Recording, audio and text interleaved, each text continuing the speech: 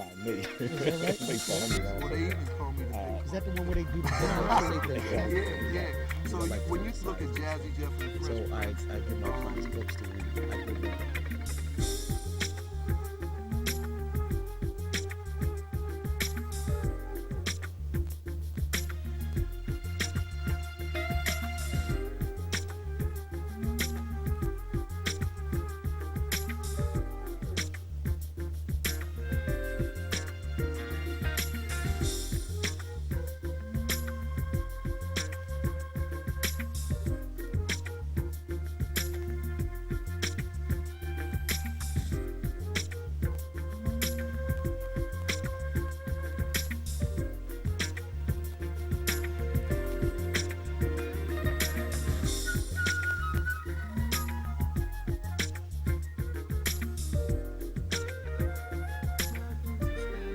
Handling our business.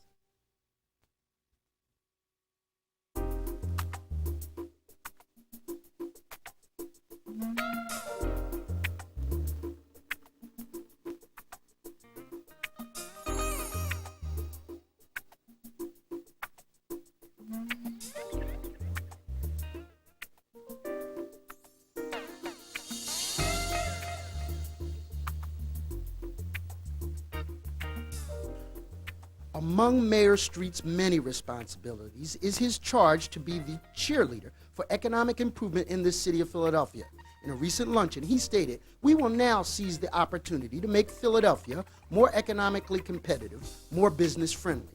We will create a Philadelphia where current and new economies work together, leveraging, reinforcing, and strengthening each other." He went on to say, "Like other cities across the country and around the world, we can do it by working together. We have the right tools, we have the right resources, and most importantly, we have the right partners." Allow me to introduce his economic development team. James J. Corrado, Director of Commerce. Mjemzi K. Trailer, First Deputy Director of Commerce. Peter Longstreth, President of the Philadelphia Industrial Development Corporation. Maxine Griffith, Executive Director of the City Planning Commission. Eva Gladstein, Executive Director, Philadelphia Empowerment Zone. Clarice Wynn, Director of the Minority Business Action Team. And yours truly, Curtis Jones Jr., President and CEO of PCDC. James Roundtree, Director of MBEC. Pat Smith, Director of Neighborhood Transformation Initiative. Anthony McIntosh, Executive Vice President, PHDC. Richard A. Bendis, President and CEO of Innovation Philadelphia. Reverend William B. Moore, Executive Director, Philadelphia Parking Authority. And Herbert Wetzel, Executive Director, Redevelopment Authority. Together, they make up Mayor Street's team for economic development improvement. They design the policies, procedures, and practices that create economic opportunity for businesses in the city of Philadelphia. When we come back, I'll explain more of their individual roles in that process.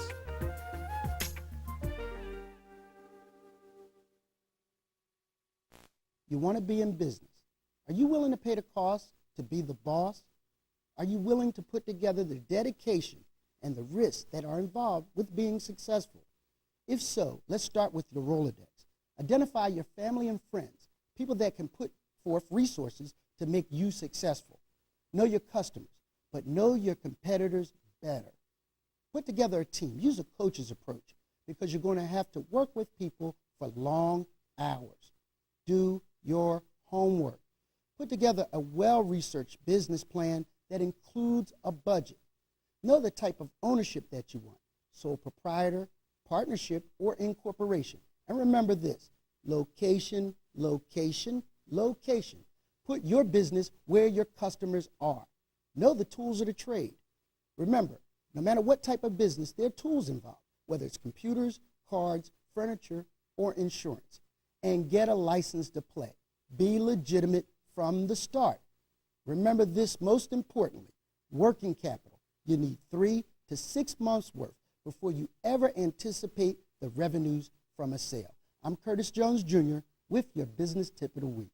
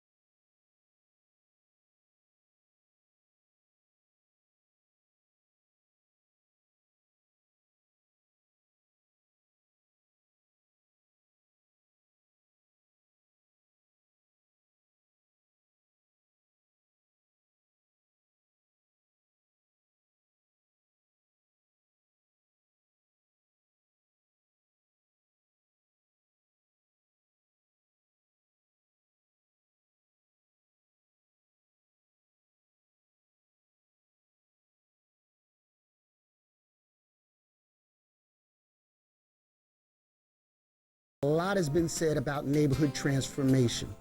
That initiative is head up by Pat Smith. You've seen in prior episodes a lot of definition about the abandoned cars, the sealing of vacant properties, and the cleaning up and acquiring of lots in our neighborhoods. That's an important part of transforming a neighborhood. Also assisting them in that effort is Herb Wetzel and the Redevelopment Authority.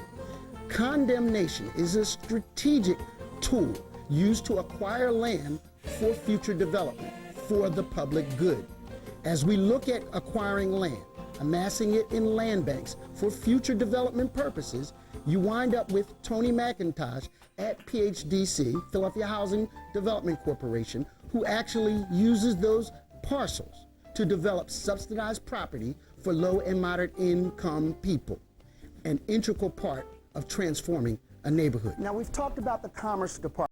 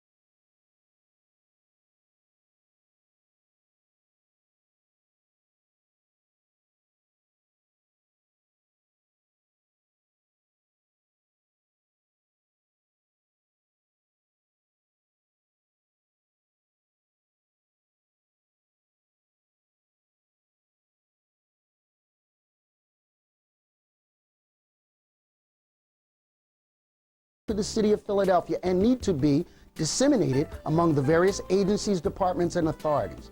These programs are very relevant to residents of Philadelphia. They provide resources to start businesses, to improve neighborhoods, and to develop subsidized housing. One of the people that's critical in that is Eva Gladstein. She now runs the Empowerment Zones and Enterprise Communities. Along with her, you have to figure out the role of technology. There's the digital divide and how Philadelphia deals with that. Innovation Philadelphia was created by Richard Bendis, who is our chief architect on moving us into the next millennium by way of technology. Now, out of all of the opportunities that I talked about, remember, this is a business talk show. All of them have business opportunities attached. Every time the city of Philadelphia lets one of those contracts to do demolition or to create technology, they must be reviewed by the Minority Business Enterprise Council and Jim Roundtree. I hope I've made some sense out about the alphabet soup of economic development. What I'm going to do now is segue into the private sector and talk about the important role of banking and also contracting. And when we come back, we'll be handling your business. Two key players in this conference were Anthony M. Santamaro, president of the Federal Reserve Bank of Philadelphia, and John P. Caskey, professor of economics at Swarthmore College. The Fed clearly recognizes the importance of financial literacy, but the question remains how best to achieve it. Who should financial literacy initiatives target? I believe that given the far-reaching nature of the problem, it requires an attack on two fronts, preventive and curative. On the preventive front, school children are the most important audience for our financial literacy programs. Broad-based economic education initiatives for children will translate into a society of financially literate adults. Youth-oriented programs that take a holistic and preventative approach to financial literacy will prove to be effective over the long run. The current financial illiteracy problem among adults stems in part from the fact that economics is often not in school curricula.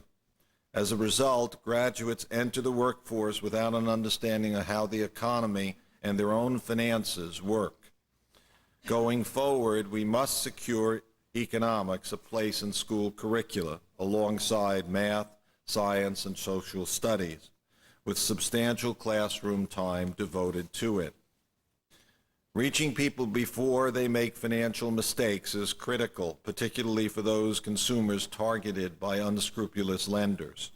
One sector to target right here in our district is the subprime mortgage market, a breeding ground for predatory lenders. We must effectively differentiate between standard risk-based lending and exploitative predatory practices. This is an important distinction to make. Regulators must wipe out predatory lending without otherwise impeding the workings of the subprime lending market. But unlike subprime loans, predatory loans carry disproportionately high interest rates or onerous terms not justified by their higher risk. They are imposed by lenders who are willing to exploit a borrower's lack of financial knowledge, market access, or economic resources. The best defense against these harmful practices is education. Consumers who are financially knowledgeable are more likely to be financially responsible. Disclosure can be useful, but only if consumers read and understand them. Therefore, literacy is the core of the solution. Certainly, consumers of every income level and educational background can benefit from additional resources and programs aimed at unraveling the complexities of personal finance. Going forward, we must continue to support the efforts of consumer groups and advocates for those who have been adversely affected by unfair lending practices. In addition, we must work with other regulators and enforcement agencies to enforce existing law. Interestingly, bank regulation is only a small part of the needed remedies to address the persistent problems of unfair practices, as most occur outside the banking industry itself. For example, unscrupulous mortgage practices are perpetuated and continue by mortgage brokers not under Fed jurisdiction. Payday lending is done through money exchange and finance companies also not regulated by the Fed. Many regulators have found themselves somewhat ill-equipped to face this problem due to the ability of unregulated entities to make financial contracts. The solution is not increased regulation, I believe. This would harm the much-needed capital flows into this segment of the market. Instead, we must work with agencies such as the Federal Trade Commission and the state attorneys general to ramp up enforcement of laws against abusive practices. There are illegitimate reasons that low and moderate income households pay more. This of course popularly known as predatory lending, or you can think of it as swindling. It can happen to anyone. Lower income households, however, are especially vulnerable. We think about middle and upper income. Recently, and I'm probably not in a Federal Reserve conference supposed to name names, but think about Merrill Lynch's alleged behavior recently. It can happen wherever you have an asymmetry of information, that is, a relatively less well-informed consumer dealing with a very well-informed service provider, particularly where the service is complicated or complex. Lower income households are especially vulnerable. And the reason is, as I explained, is there's the basis for being swindled or being subject to predatory practices is an asymmetry of information. It's not a fair trade. It's not like going to the store and buying an apple where both parties can look at the apple and judge the quality of apple. It's a rather complex contract. Lower income households are more vulnerable because they have, on average, lower education levels. And I think more importantly, also because their social networks are likely to be less sophisticated. So you can look around, it's no secret. You can say lower income people tend to live in lower income neighborhoods. They tend to work around people who might also be lower income. And so when you, study after study has shown, where do most people get information about the financial services they're buying? Quite frequently they get it on an informal basis. So you're thinking about getting a home mortgage and you chat at work about it. You say, I'm thinking about getting this home mortgage. The lender's quoting me such and such a rate. Does that sound reasonable to you? And the person responds. You say, I'm thinking about getting a car loan. You know, here's the terms I'm hearing. Does that sound reasonable? And if you work around professionals, lawyers, bankers, lenders, you'll get very good information about it. People have had those experiences. Or they have detailed knowledge of those sorts of transactions. If you work around people who haven't had those experiences, or you live around people that haven't had those experiences, then the quality of the information you're going to get in this informal networks is likely to be much less reliable.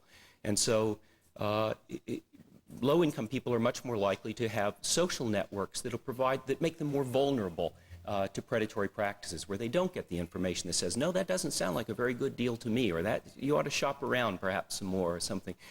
Their social networks are less likely to provide that information.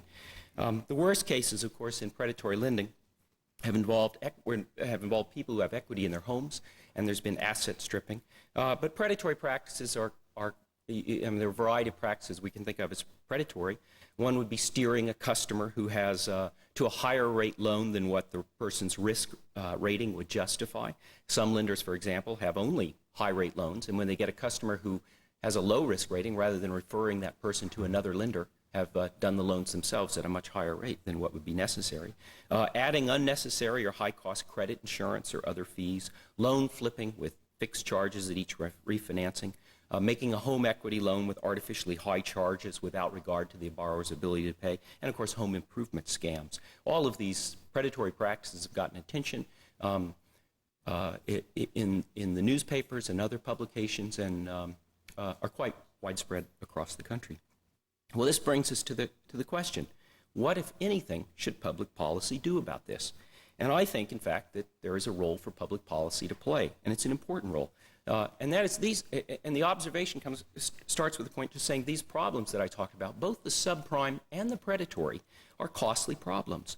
Obviously, home equity scams, we've heard anecdotes about they're heart-rending. And you say, clearly something should be done about such predatory practices. But also, the subprime, while I called it legitimate, that's not to say it isn't a problem. That is, think about a household making $25,000 a year and has perhaps no savings and perhaps an impaired credit history. That household may well spend $400 a year just cashing checks at the check cashing outlet.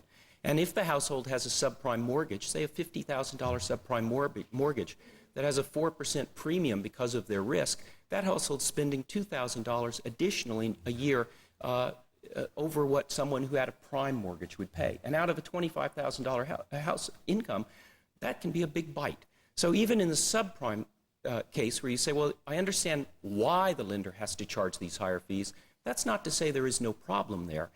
There is a problem in that low and moderate income households are having to pay higher fees for financial services than what middle and higher income households who are more likely to have clean credit records and some savings would have to pay.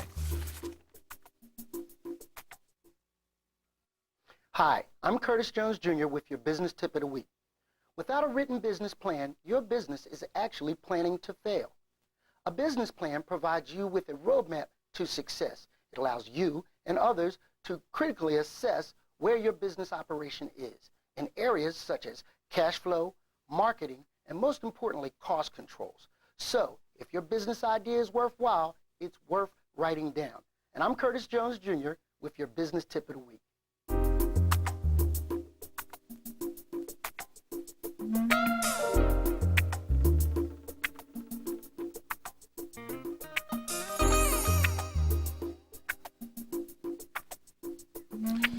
The main purpose of the roundtable is to unite our African American contractors in this city together as one, so that we can speak under one voice, and that we can share into the economic development of the city. In that participation, you've decided your theme is contracting as one. Give me the rationale behind that theme. Well, contracting as one would give more participation to the contractors that are a part of the core membership, and thus strengthening its core membership for the production and completion of whatever project that we embark upon. We have some of the power players that have been critical in making sure that minorities get their fair share. I have the private sector and the public sector here represented in Councilwoman Janie Blackwell and Bruce Crawley, who is the founding father of the African American Chamber of Commerce. Welcome. Good to be here. Okay. Tell us the importance of minority participation in government and in the private sector. Certainly, we are very happy to work with Bruce Crawley and so many people who we see tonight who are committed to minorities getting their fair share. I mean, we're very proud during these days to have an African American mayor, and we try not to unfairly pressure him, especially publicly. But we realize that if we are to make strides, that we have to do what we can to work together and to certainly prevail upon those who have contracts to make sure that they hire our people. And I found that during minority administrations, even if they don't initiate it, you have a better chance of getting things through because they don't stop the road, stop the way for you to get there. But Bruce Crawley's been at it a long time, has a private organization, and before that was involved in this, and we're very glad to be tonight at an affair with him and with minority contractors who realize sooner or later we have to put any differences we have aside and work together as a body to get a piece of the pie. One of the reasons that you were selected as Administrator of the Year was because of your long struggle in the affirmative action piece. If Lucian Blackwell, former councilman and former congressman, is considered the godfather of affirmative action in this town, then clearly you're the godmother. Thank you very much. We're committed and we'll do our part. And for the private sector, and you've long been in that struggle, and is it different in the public sector versus the private sector? No, Kurt, I think the thing that has been a great revelation for people as they have gotten involved with the African American Chamber, and especially this African American Chamber roundtable of contractors, is that they realize that nothing can happen in the private sector without the support of insightful public sector officials. And we're excited that somebody with the political leadership of Councilwoman Blackwell is here, because that sends a very strong signal. When we were naive about business, we thought there was a separate private sector and a separate public sector, and we could go off and do things on our own because people went to business school or that people had founded their own businesses. But you really can't do anything at the local level, the state level, the federal level without the support of enlightened elected officials. So one of the themes of what we've been doing in the chamber and what this Contractors Roundtable has been doing is making sure that they outreach in a very formal way and in a very consistent way to elected officials.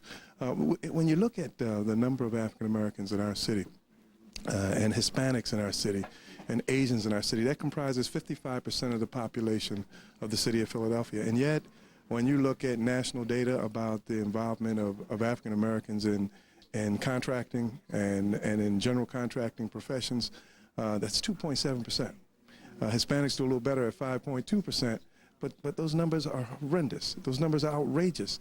We're way behind, and we need the help of elected officials, and we need to be unified and function in a strong advocacy role to close that gap. It just doesn't make sense. It doesn't make sense for our community, and it doesn't make sense for the city. The city can't afford to have 55% of the population not participating in building the economy.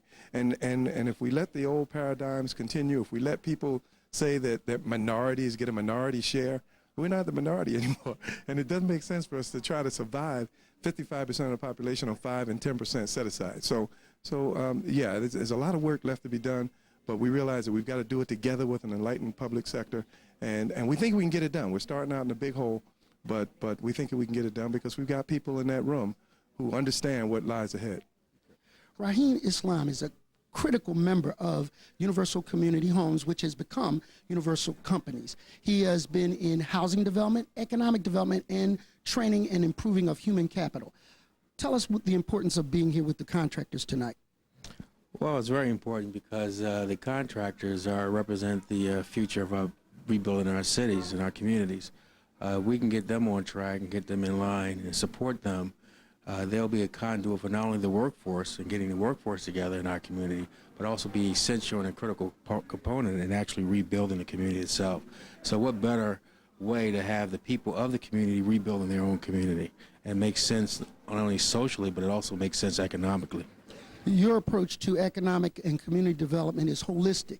I mean, you deal with each every aspect, including education, for the people in that community, and are almost coming up with a utopia within the inner city and a model for how to live an improved quality of life. Well, we see that there's two things that run through everything in a community. It's education and economic development, or economics. And we see that each system in a community needs to be supported by both, whether the education is both formal and informal.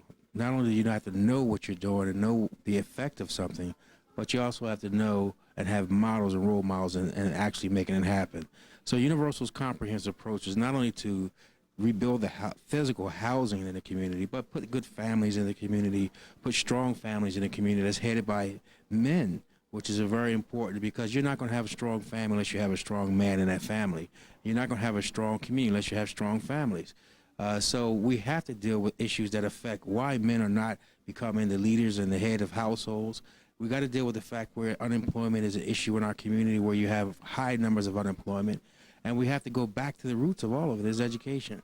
And so we have to deal with a lot of the issues, and we don't have to deal with them all ourselves, but we have to coordinate those resources and connect the dots. I have here with me my colleague and friend, Mr. James Roundtree of the Minority Business Enterprise Council. He holds two titles. He is Director and also Deputy Director of Finance. How are you doing? I'm doing fine. It's always a pleasure to be in the company of such inspirational leaders such as yourself, Curtis. I took this opportunity to come down and see if we can break bread with some of the minority contractors and see what we can do for them in the future.